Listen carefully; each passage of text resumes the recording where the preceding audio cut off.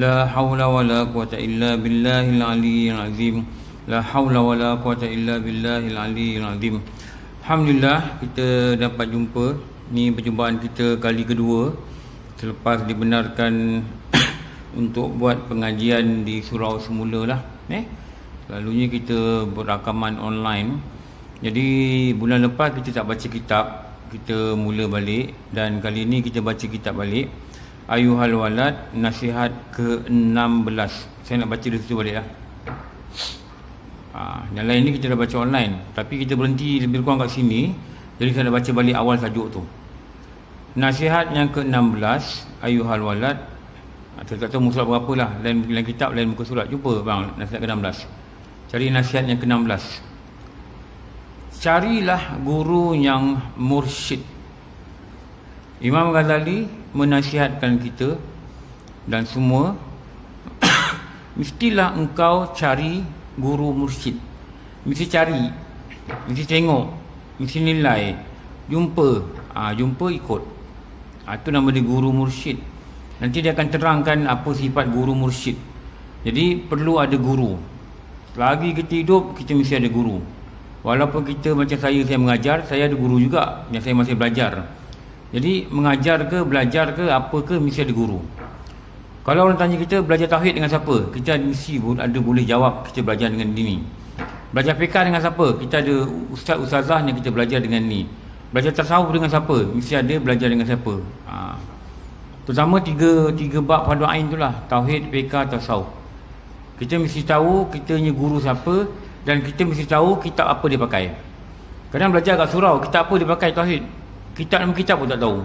Maknanya nampak kita tak bawa kitab, kita tak ada sungguh-sungguh. Maknanya kita bukan belajar, kita hanya menjadi pendengar. Sifat ni lah yang paling susah untuk kita buang pada kebanyakan ahli muzik surau. Sebab tu saya kata bawa kitab. Saya takkan jemu cakap perkataan ni, bawa kitab. Tak bawa itu bukan urusan saya lagi. Tapi sebagai orang yang mengharap pada kebaikan ni, saya letakkan setiap bulan kita cakap-cakap, cari kitab, bawa kitab. Cari kitab, bawa kitab. Sampailah kadang-kadang kitab ni khatam pun. Saya pernah khatam kitab ni dulu dekat Surau Kenari, dekat rumah saya lah, dekat Kajang. 6 tahun 6 bulan. Kelas bulan sekali, 6 tahun 6 bulan. Sampai bab terakhir ni pun saya kata bawa kitab. Diorang pun pelik, ustaz dah nak habis dah, saya cakap diorang minta bawa. Tak, itu diorang tak bawa, itu bukan soal saya. Tapi saya ada rasa tanggungjawab untuk cakap bawa kitab. Sampai bab terakhir saya cakap kata bawa kitab. Harap mungkin lepas ni dan kita ada buka kitab lain, mungkin dia bawa. Kita harapan kita tak pernah putus lah pada Allah. Sebab apa? Pengalaman kita mengajar ni, kau tak bawa kitab, selalunya tak dapat. Tak dapat ilmu. Hanya dengar-dengar gitu, dia masuk sini, dia keluar sini, dia masuk sini, keluar sini je. Okey, carilah guru yang mursyid, nasihat ke-16. Wahai anakku yang tercinta. Setiap kali pesanan ni Imam Ghazali akan kata, wahai anakku yang tercinta. Anakku siapa ni? Ni anak-anak murid dia lah, yang telah menulis surat pada dia setelah belajar selama 30 tahun dan meminta nasihat dengan dia. Dia buat surat, ini surat ni yang diambil oleh ulama untuk dijadikan kitab. Ini berbentuk berbagai-bagai nasihat. Wahai anakku yang tercinta, sayugianya bagi seseorang. Sayugia ni maknanya sepatutnya bagi seseorang yang menjalani jalan akhirat. Ini namanya orang yang salikin. Orang yang nak balik pada akhirat dengan selamat. Orang yang nak perjalanan nak matlamat hidup dia menuju akhirat. Sepatutnya dia, kalau nak menuju akhirat, sepatutnya dia macam ni. Tapi kalau tak nak menuju akhirat, tak payahlah dia macam ni. Yang jadi masalahnya, kita cakap kita menuju ke akhirat, tapi kita tak buat macam mana sepatutnya ulama ajar kita. Apa dia? Hendaklah ada baginya seorang guru yang mursyid. Tak ada guru pun. Belajar tauhid dengan siapa? Adalah belajar dengan ini. Habis kitab, tak habis kitab. Kitab apa dia pakai? Entah kitab apa dia pakai. Aku kalau ada masa aku dengar. Tak ada masa aku tak dengar. Ini bukan belajar. Tak qualified nak kata belajar. Tak qualified kita nak kata kita nak murid dia. Tak qualified. Kita tak layak nak claimnya kita nak murid dia. Dan dia pun tak boleh nak claimnya kita ni nak murid dia. Jadi tanda apa? Tanda tak belajar. Maknanya bila tak belajar tak ada guru. Bila tak ada guru, kita bukan dalam perjalanan menuju akhirat. Kita sedang sibuk dengan urusan dunia. Itu sebenarnya kalau kita faham lah. Kita tengah sibuk dengan kerja kita, kita tengah sibuk dengan keluarga kita, kita tengah sibuk dengan apa benda yang kita buat, tetapi bukan urusan akhirat. Sebenarnya kalau kita faham lah. Tapi nafsunya jahat ini dia tidak mahu mengakui. Dia tetap memberi alasan pada diri dia, engkau kerja, engkau cari rezeki halal, tak apa, engkau tak belajar tak apa, nanti pencen kau belajar. Allah tahu kau kerja. Ini alasan-alasan yang dicipta oleh nafsu dengan bantuan seorang penipu yang nama dia syaitan. Ini alasan yang mereka bagi pada diri kita, dan kita ada auto-respon. Auto-respon tau? Auto-respon. Bila dia tanya kenapa kita belajar agama, auto-respon tu tolong jawab. Aku kerja lah. Ni auto-respon. Kau yang fikir lah, kenapa kita belajar agama? Auto-respon lah. Kenapa kau tak boleh baca Quran? Khatam lah sebulan sekali paling kurang. Aku kerja lah. Auto-respon ni, peguam belanya pembohong ni, dia membela diri kita supaya kita jangan cakap kita jahat, dan orang jangan cakap kita jahat. Dia akan cakap you are okay, tahu? You are okay. Continue with your lifestyle. Continue. Tak payah baca Quran, tak payah mengaji agama, continue. You are okay. Tengok, engkau kereta ada, engkau rumah ada, engkau kerja ada, anak-anak kau pandai. You are okay. No worry. Everything will be fine. Continue with your own lifestyle. Apa dia? Sibuk dengan urusan dunia. Ini yang ramai kena tipu, yang kita pun tak sedar.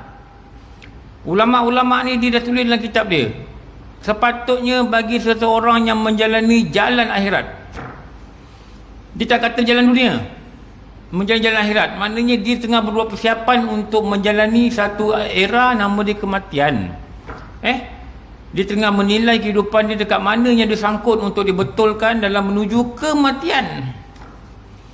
Apa usaha dia sahkan ibadah dia? Mestilah dengan guru. Apa usaha dia sahkan akidah dia? Ada tak guru dia kata, okey, akidah kau dah faham ni, okey, kau dah okey? Ada tak? Tak ada guru cakap. Mana nak kita cakap, guru pun tak ada. Ada tak guru ni yang memberi faham pada rukun-rukun iman? Tak ada. Apa kitab dia pakai? Entah, tak tahu. Engkau belajar dengan siapa? Entah, dulu belajar darjah 2 dekat sekolah kebahasaan, itulah aku belajar. Okey, kalau belajar tanya balik, rukun iman berapa? Okey, 6. Apa dia maksud beriman? Apa tarikh beriman? Apa tahap yakin? Apa tahap iman? Apa tahap jazam? Apa maknanya beriman pada Allah? Berikan berapa fakta yang mengatakan kita beriman pada Allah? Kita jawab. Mana kita tak tahu? Cek salah. Nak mati cek, rukun iman pada Allah tak lulus. 5, 6 rukun iman, 1 tak lulus. Jawapannya bukan 5, jawapannya kosong. Kosong apa? Dia tak ada iman. Ni bimbang ni apa? Dia katakan mati kufur. Ini yang kita takut ni. Lepas tu kita nak belajar memandu pun ada guru, betul tak? Nak belajar buat kereta ni ada guru. Kita nak ambil lesen motor pun ada guru. Ada cikgu ajar kita, ni ada 3 pointer lah apa benda, ada naik bukit, ada naik apa titi tu apa benda semua lah kalau naik motor lah. Ada guru ajar kita dulu traffic light gini. Dia pastikan kita punya mata tak rabun, masuk-masuk je hijau, oren, merah. Dia pastikan kita tak rabun warna. Lepas tu tengok pula nombor-nombor warna tu, tulisan ujian bertulis.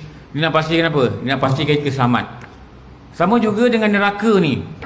Mesti ada guru yang nak tolong kita, nak bimbing kita, nak pastikan kita selamat. Dengan apa? Dia memperkenalkan Tuhan pada kita supaya kita beriman pada Allah. Dia memperkenalkan malaikat, dia memperkenalkan rasul, nabi, dia memperkenalkan qadar, dia memperkenalkan hari akhirat. Dia kenal semua ni. Dikenalkan kita apa yang patut kita yakini. Itu dalam bab tauhid. Dan mesti ada guru yang memperkenalkan kita cara nak solat, batal solat, rukun solat, syarat sah solat, apa definisi solat, syarat sempurna solat, cara kabul solat, dia mesti tahu. Zakat apa dia nisab, apa dia haul, apa dia cincin zakat, apa tarikh zakat, bab haji, bab umrah, bab tasawuf, bab fiqh, bab tauhid, semua-semua ni kita kena tahu. Mesti ada guru. Macam mana kita ada guru dalam nak memandu kereta, kita mesti ada guru yang memandu kita dalam perjalanan menuju ke akhirat. Tak ada guru, kita out. Tak ada guru, kita out. Now everybody kena tanya diri sendiri. Orang tak tanya. Nah, orang takkan tanya. Dengar saya cakap Akhir zaman ni orang lain takkan tanya engkau pada doa kau lulus tak, engkau tak selamat kau akhirat tau. Tak ada. Takkan ada manusia yang tegur kita macam itu akhir zaman ni. Kita yang kena datang kuliah, kita yang kena datang dalam majlis-majlis ilmu, kita kena check ourselves. Even pengurusi surau ke JK surau kau tak tanya, kau lama tak datang kelas tauhid ni, ustaz ni buat kat surau ni, kau pergi mana Kau tak takut ke tauhid kau tak lulus? Kau tak takut ke tauhid kau tak sah? Percaya dia cakap saya, dan kita dah alami semua ni, takkan ada orang kisah. Betul tak? Dia kerja ke, balik lambat ke, tak datang belajar ke, tauhid tak tahu ke? Apa makna beriman pada qada dan qadar? Apa qada apa qadar? Tak tahu ke? Tak ada siapa akan peduli. Sendiri fikir, sendiri tanggung, sendiri jawab. Ni akhir zaman ni ginilah. Even adik-adik kita pun tak tanya kita. Betul tak? Ada yang bagi tanya, kau tauhid macam mana, lulus tak? Kau dah belajar tak? Dengan siapa kau belajar? Ada abang kita tanya. Nak tanya apa, dia pun tak belajar kadang. Ada pasangan kita tanya. Betul Kalau baca kitab Muhimmah, saya ada ganja Muhimmah online lah. Dia kata antara kebinasaan seorang lelaki yang berkahwin, kebinasaan dia yang pertama, dia akan dibawa ke hadapan raja segala raja, dan dia akan dibawa di depan neraca timbangan amal dia. Dan jika dia orang yang baik, maka nampaklah timbangan amal dia yang berat. Waktu dia sedang tengok timbangan amal dia yang berat, tiba-tiba datanglah seorang perempuan yang merupakan isteri dia di dunia. Dia akan berkata, wahai Tuhan, engkau dakwa lelaki ini kerana dia membiarkan kami jahil. Maka pahala-pahala tu diberi pada perempuan ni, walaupun perempuan yang berdosa tak belajar agama. Abang balik rumah, abang tanya dengan isteri abang, rukun sembahyang faham tak? Kalau dia tak faham, abang berdosa. Ini saya cakap betul ni. Kenapa? Agama dia tanggungjawab kita. Itu nama dia nafkah batin. Batin ni hati dia. Tanya dia, tauhid faham? Apa wujud? Tanya dia. Kidam apa? Bakar apa? Nafsiah apa? Salbiah apa? Ma'ni apa? Ma'nawiyah apa? Tanya dia. Istinaq apa? Iftikar apa? Apa dia aqwaidul iman 50 perkara? Apa dia? Tanya dia. Benda asas-asas. Tanya dia. Tak tahulah bang. Tak tahulah bang, kita berdosa. Besok tak tahu lagi, kita berdosa. Lusa tak tahu lagi, kita berdosa. Dan kita kadang-kadang dah kahwin 20 tahun, dia tak tahu. Tanya mandi wajib macam mana? Haid macam mana? Nifas macam mana? Apa benda ni? Macam mana rukun-rukun mandi hadas? Dia tak tahu, kita berdosa. Kita tak tahu, dia tak berdosa. Kita tak tahu, dia berdosa. Besok dia tak tahu lagi fardu ain, kita berdosa. Kenapa? Wajib pada kita mengajarkan dia. Dalam kita kata, wahai orang lelaki, tahukah engkau telah membidasakan dirimu dengan perkahwinan? Dengan sebab apa? Engkau telah membiarkan isterimu jahil. Allah. Balik cek, tanya rumah kita. Tanya. Tiba 20 tanya. Tanya apa tiba 20 ni apa? Kenal Allah. Macam mana nak kenal Allah? Dari segi apa nak kenal Allah? Tanya. Masalah ni nak tanya macam mana? Suami pun tak tahu. Tak suami ni pikul dosa dia hari-hari. Dia rekodkan buku dia hari-hari. Kenapa? Dia tak belajar fardu ain dan dia tidak mengajar fardu ain. Sebab tu dalam kitab kata, kalau suami boleh ajar isteri, isteri tak boleh keluar rumah untuk belajar fardu ain. Berapa? Suami boleh ajar. Dia tak boleh keluar rumah belajar. Kalau suami tak boleh ajar, dia wajib keluar rumah, dan suami tak boleh tahan. Kalau suami tahan, dia boleh mengadu pejabat gadi. Untuk didakwa suami ni, kenapa engkau tak tahan sehingga kau nak belajar agama? Engkau tak boleh ajar dia. Engkau tak boleh ajar dia, satu dosa. Oi, kalau baca kitab Muhimmah, kita rasa banyaknya silap kita pada tanggungjawab kita sebagai seorang suami. Ini dia kata ni, mesti ada guru. Saya cakap dengan kapal pelajar online ni. Dulu Pak Yazid, kami dulu pernah mengaji dengan Pak Yazid lah. Imam apa, Ustaz Yazid Jaafar. Kami panggil Pak Yazid lah, dia pun gelar diri dia Pak Yazid. Dia kata, engkau ingat apa, senang angkat nikah, dia kata. Engkau salam, aku terima nikahnya, dia kata. Maknanya engkau telah berbini. Berbininya dikatakan bebanmu ini. Dia kata gitu tau. Bila kau kata aku terima nikahnya, maknanya aku terima segala tanggungjawab agama dia. Kalau dia jahil agama, aku akan bertanggungjawab, aku akan berdosa. Itu maksud nikah tu, dia kata. Aku pastikan dia ada makan minum dan pakaian dan tempat tinggal. Kalau tak ada, aku berdosa. Itu maksud dia. Kalau dia engkar pada Allah, dan aku biarkan dia tidak nasihat, dia akan dakwa aku di akhirat dan aku terima dakwaan ini. Itu maksud dia aku terima nikahnya. Bang, nanti ada seorang perempuan kat akhirat. Kalau bini dua, dua lah. Kalau bini tiga, tiga lah. Kalau bini empat, empat lah. Dia tak peduli. Dia kat dunia dia panggil kita abang, sayang ke apa benda, panggil lah apa benda nak panggil, betul tak? Tapi bila manusia lihat di neraka, di akhirat nanti, orang terjun dalam neraka kan. Manusia lihat depan mata ni, neraka ni berbunyi-bunyi memanggil-manggil orang untuk masuk. Manusia akan lihat bagaimana dalam kitab kata, malaikat Zabaniyah ni yang mempunyai tangan, dan tangan dia boleh mengangkat 40,000 manusia serentak. Kak. Sum, dia baling. Waktu tu perempuan-perempuan ni akan cari, dia nak dakwa siapa ni? Dia nak lepaskan dosa ni buat siapa? Dia cari siapa yang tak jalankan tanggungjawab. Siapa nombor satu cari? Dia cari suami dia. Dia akan kata, kau tahan lelaki ni dia masuk syurga wahai Tuhan. Kenapa? Dia membiarkan kami jahil pada agama. Boleh tu buka kitab Muhimah, kau tak percaya kat saya. Buka kitab Muhimah. Dan akhirnya dibicarakan lagi suami ini, akhirnya dia dapati dia bersalah dan segala pahala dia dibagi pada isteri dia, dan akhirnya dia terjun ke neraka.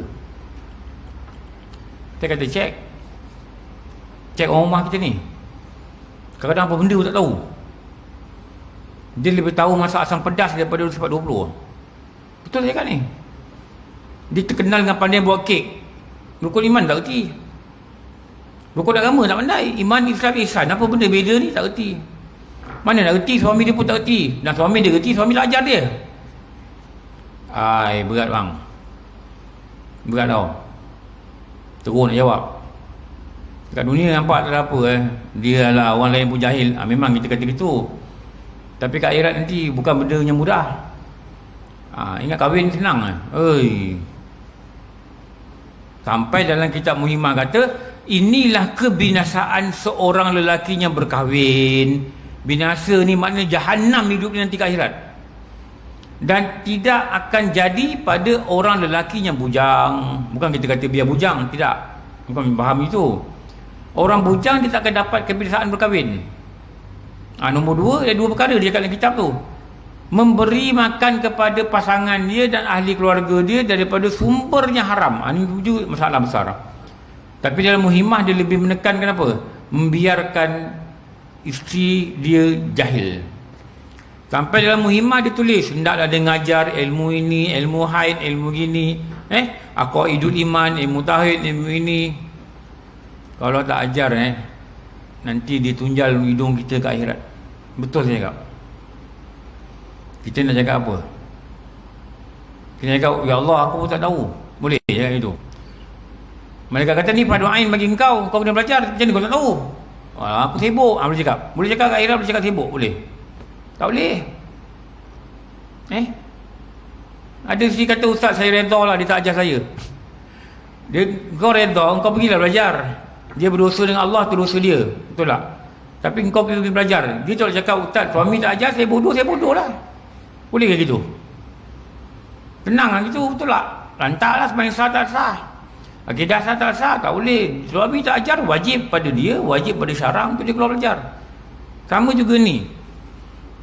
Kalau kita mengakui yang diri kita ni adalah berjalan pada jalan akhirat, kalau kita mengakuilah, kalau kita merasa gitulah, kalau kita nak gitulah, kalau kita tak nak itu cerita lain lah. Sayugya sepatutnya dia mesti ada baginya guru yang mursyid. Siapa guru yang mursyid? Yang pandai mendidik supaya guru itu dapat menghilangkan daripadanya perangai-perangai yang jahat dengan didikannya. Mesti ada guru. Macam guru kata apa? Guru aku ni. Ustaz kata apa? Ustaz aku ni. Walaupun tak dapat title mursyid kan? Tetapi biarlah ada guru. Nanti Imam Ghazali kata kat sini, cari guru mursyid ni macam cari belerang merah. Payah nak cari. Tak dapat dia pun dapat dekat-dekat yang boleh bimbing kita, ilmu-ilmu kita pun okey lah. Tapi guru pun tak ada. Yang ada guru lain. Guru mango, ada pula guru ni. Boleh pula cari. Bayar mahal. Ni ajar saya mancing. Guru mancing. Dia yang kenalkan saya ikan. Ini umpan ni. Guru mancing yang dia cari. Dia pandai mancing. Bukanlah salah. Tapi yang utama ni guru bimbing kita pada agama kita. Ini guru saya ni. Belajar saya, ajar saya kerja. Stress management. Time management. Ini guru kami ni masa buat training. Ini guru kami ajar peralatan-peralatan. Saya di masa kerja dulu. Kalau peralatan ni, kita tumpang belajar dengan orang pernek. Tahu pernek? Pernek ni dia punya orang expertise, dia orang Jepun. Kat site dia tunjuklah gini-gini, kita tumpang belajar. Itu guru pada pekerjaan kita, tak apalah, belajarlah.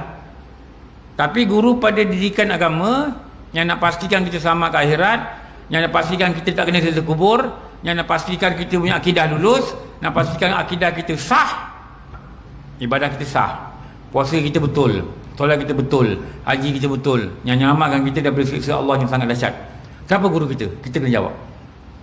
Tak ada guru yang belajar gitu-gitulah, dengar-dengar sana, dengar sini, dengar situ, dengar sini. Okey, test. Test diri kita. Asal-asal tauhid. Apa takrif pada Allah? Dalam tauhid dia cakap. Apa takrif pada Tuhan? Asal-asal cukup. Jangan tanya banyak-banyak lah. Apa dia hukum, apa akal? Apa hukum, apa akal? Test. Kalau kita ada dengar ramai orang belajar. Test.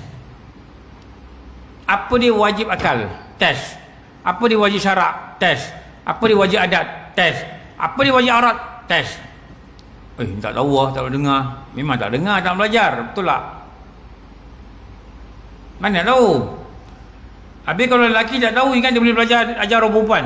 Dia boleh ajar orang perempuan dia. Dia boleh ajar isteri dia. Tak boleh. Bila dia gagal ajar isteri dia, maknanya apa? Maknanya dia gagal melaksanakan nafkah batin isteri dia sebagai orang suami, dia gagal. Sebab tu isteri dia boleh dakwa dia macam Rasulullah kata. Rasulullah kata, wahai Tuhan, ini lelaki yang membiarkan kami jahil. Allah. Berat tau. Kali ni tak rasa apa-apa, nampak dia okey je, sediakan minum kita, gosok baju kita, okey, memang okey, tunggu akhirat nanti. Tak rasa apa-apa ke? Tak bimbang ke? Dia ni tak tahu benda je. Dan dia pun tak bimbang diri dia tak tahu benda. Uraikan. Allah itu wujud. Uraikan. Cuba uraikan. Entah wujud lah ada. Tak kerti nak urai. Itulah ilmu darjah 2 dulu. Allah wujud, erti ada. Nombor 2, qidam, erti sedia. Baqa, erti kekal. Mukhalafatu lil hawadis. Apa? Bersalahan dengan yang baru. Qiyamuhu bin nafsi, berdiri dengan sendiri. Tanya berdiri ni maksud apa? Tak tahu. Tapi dapat A. Kenapa? Hafal. Allahu Akbar. Akbar ni apa? Besar. Besar ni apa? Tak reti. Subhanallah. Ni asal-asal yang kita baca hari-hari. Subhanallah. Maha suci Allah. Ada orang tanya saya, cucu dia tanya dia, Allah ni suci maksud apa? Tak kotor ke? Cucu tanya. Darjah 4. Nenek jawab apa? Nenek tak jawab. Tak tahu jawab. Wasa ustaz. Apa maksud subhanallah? Dan kita baca lepas main tadi. Tak erti. Tak tahu. Maknanya we have nothing in our mind, in our brain to educate our heart, raja kita ni, dan memberitahu semua anggota dia, inilah Allah yang kedua sebah. Tak ada apa tau. Kalau kita tak faham apa-apa, tak ada apa. Kalau kita macam ni, very urgent, kita mesti pergi cari guru, pergi belajar. Jangan tunggu bang.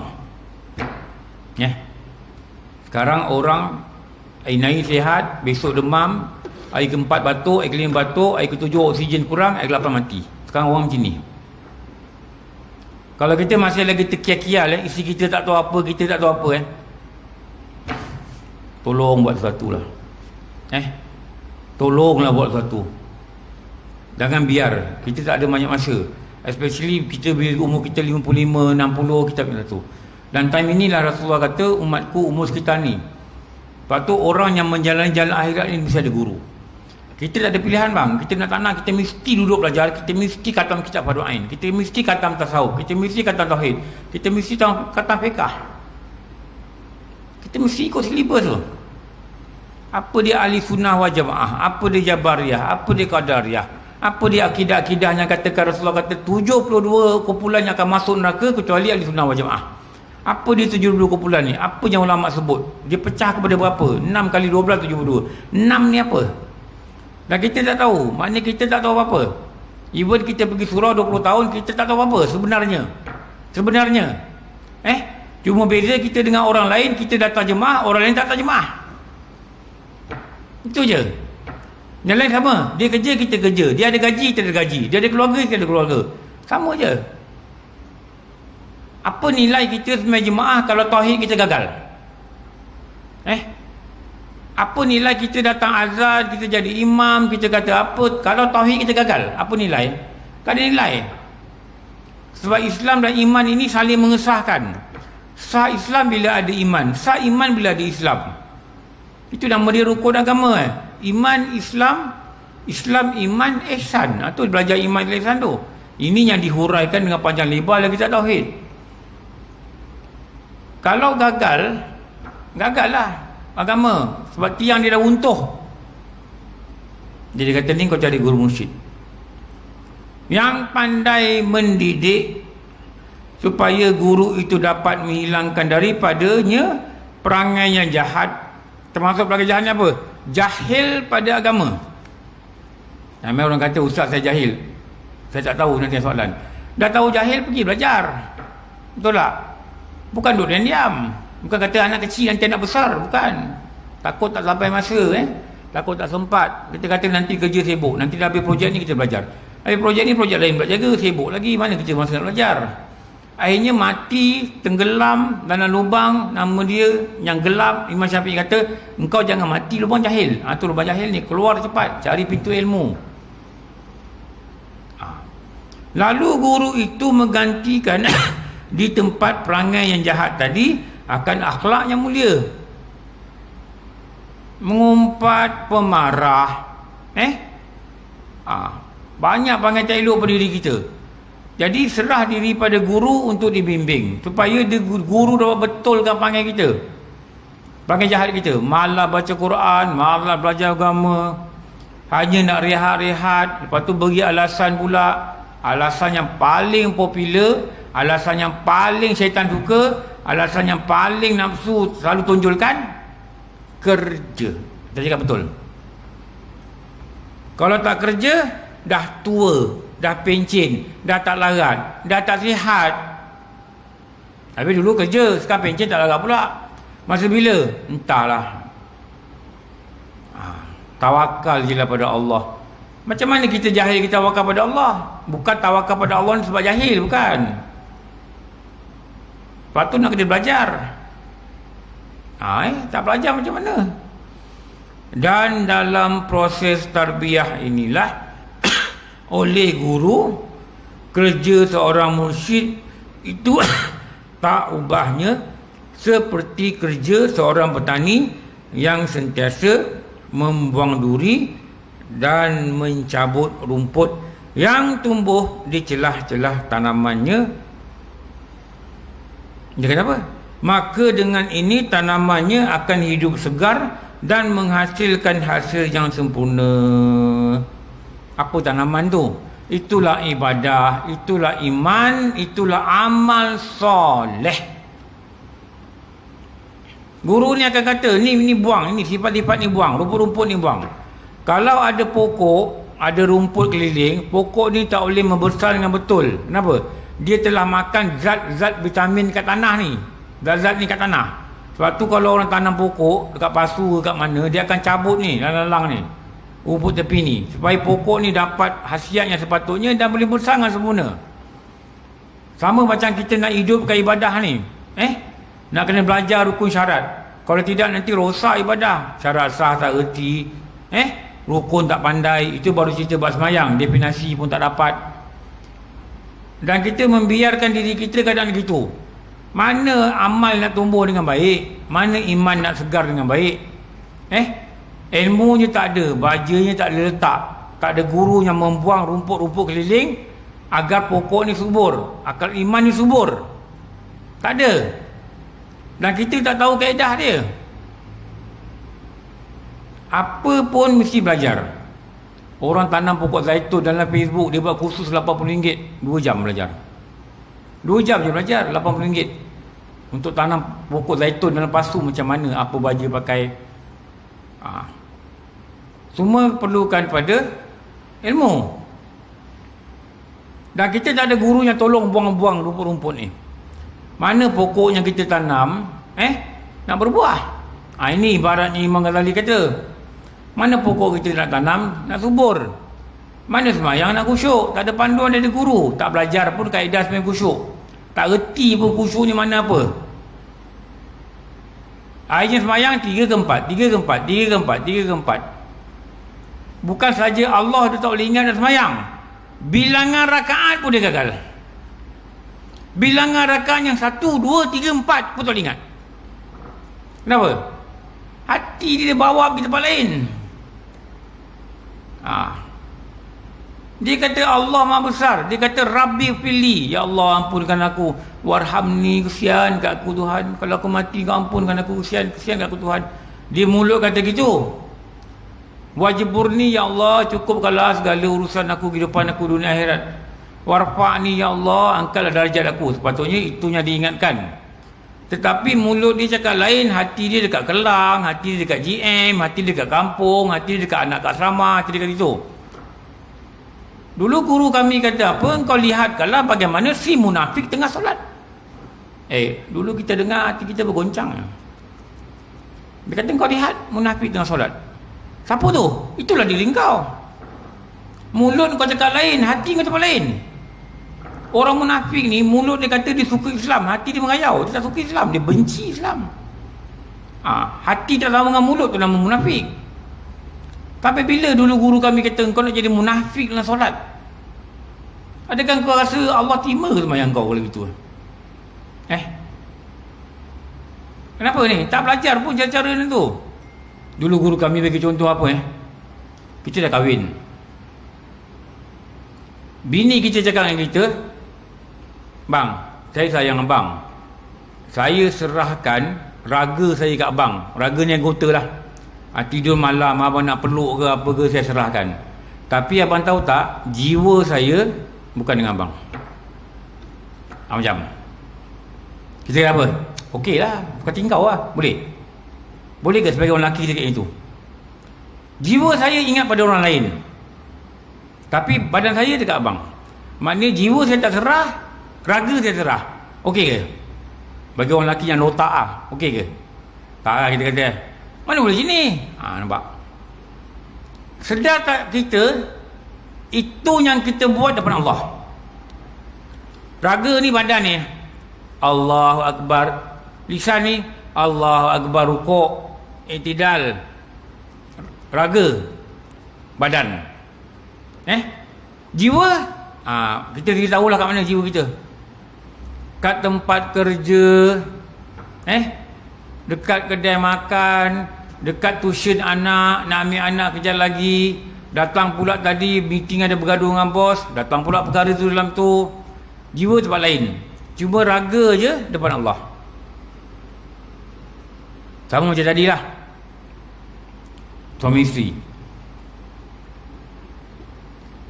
Sebab tu ulama kata murkanya Allah itu sampai dia menyediakan sebuah neraka bagi orang yang tak menyerahkan jiwa dia dalam solat. Dan neraka itu bernama, kita semua tahu betul tak?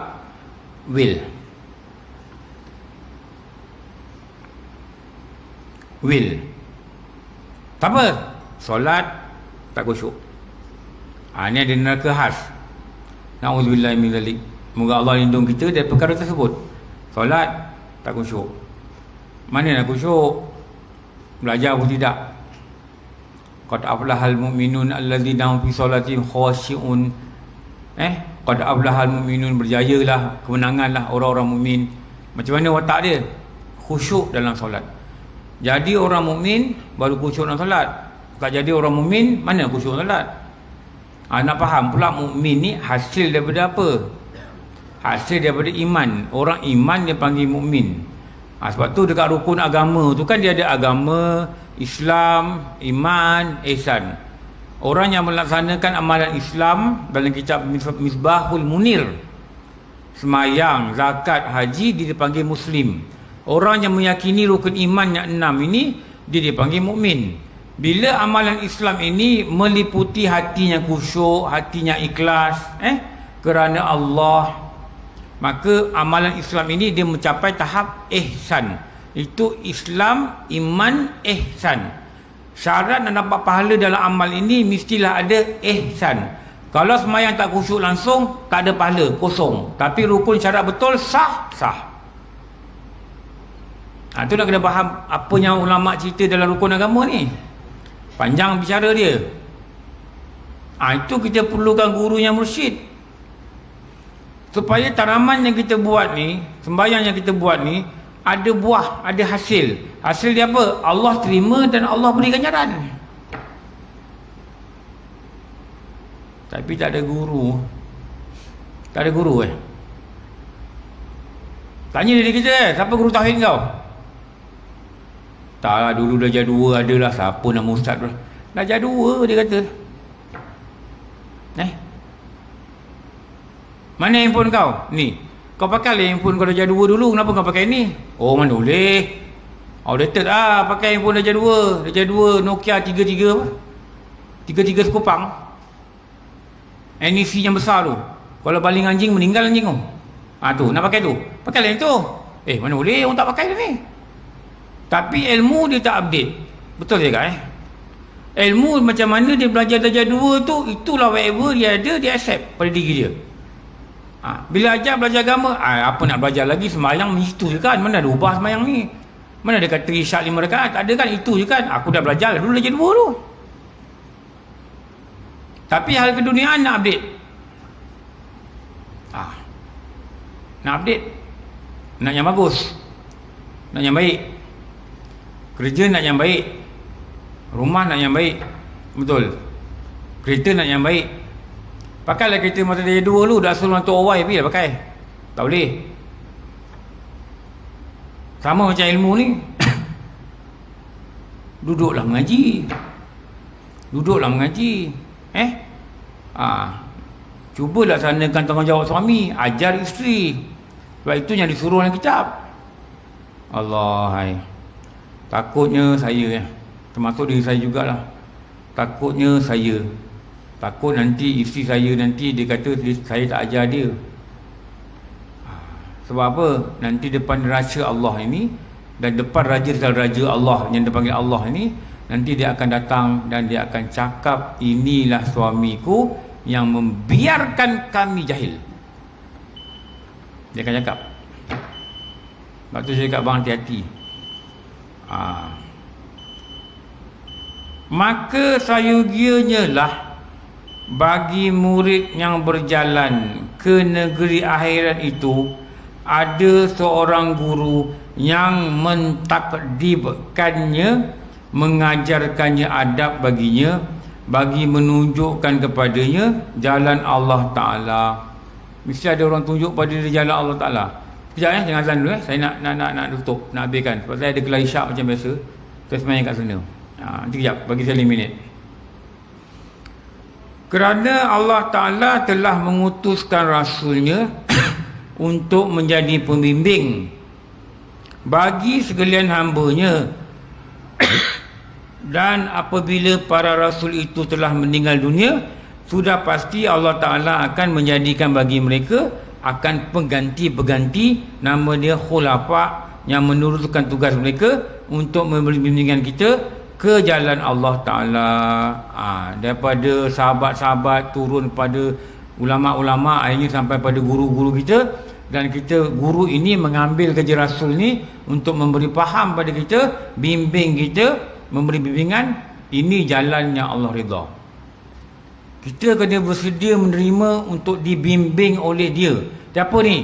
Ni nama guru. Tapi kalau guru pun tak ada, siapa bimbing kita? Kita lalai dan terus lalai. Ada guru pun lalai, tak ada guru lagi lalai.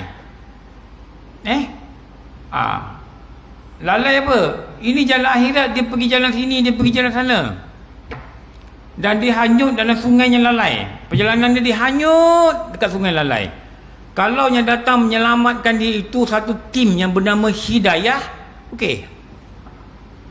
Kalau yang menyelamatkan itu ada satu tim tarik dia keluar dari sungai itu, nama dia Taufik. Okey. Tapi kalau ada tim yang berhentikan di lalai itu, tim ini pertama sakaratul maut, habis. Waktu tu dia akan kata, dia akan cakap,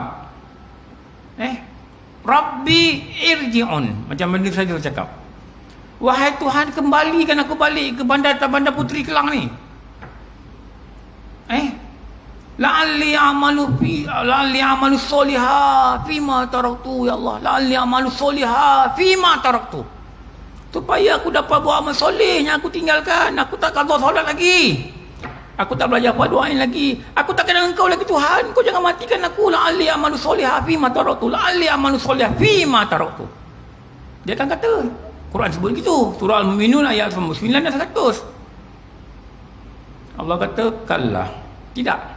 Innaha kalimatun huwa qabliha. Ini hanya kata-kata engkau. Wa min warahim barzahun. Depan kau ada barzah. Ila yaumi yub'atsun. Kau akan duduk sana sampai hari pembalasan. Allah dah cerita dalam Quran, na'udzubillahi min zalik. Jangan skrip ni nama kita ada. Jadi kata dia, saya biar engkau mencari guru agar dia kata dapat membimbing engkau ke jalan yang Allah Ta'ala redha. Ubahlah cara fikir, belajarlah betul-betul, bawalah kitab, sungguh-sungguhlah sikit kalau nak selamat. Kalau dia tak kisah, terulang lah. Betul tak? Apa nak buat? Dah kita pilih jalan lain. Kita biarkan nafsu kita tak nak sedar. Kita biarkan syaitan ini kontrol hidup kita pakai remote. Kekallah jahil, kekal jahil.